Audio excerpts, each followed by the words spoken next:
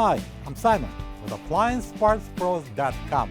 Today we're going to show you how to repair your appliance. Are you ready? Remember, anytime you work on your appliance, make sure it's unplugged or the circuit breakers are off so there's no chance of electrocution.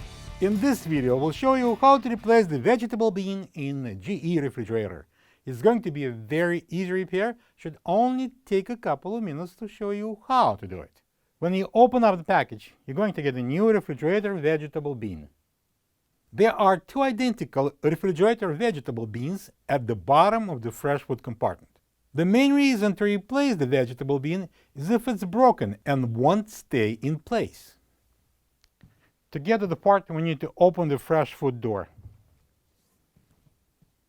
To remove the vegetable bin, we need to simply pull it out and then lift it up slightly and continue pulling out.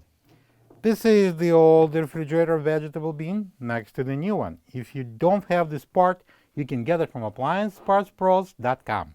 To install the vegetable bin, we're going to slide it onto the rails. And now we can close the door. Plug the fridge back in and make sure it's cooling. Thank you for being a part of another successful repair brought to you by AppliancePartsPros.com.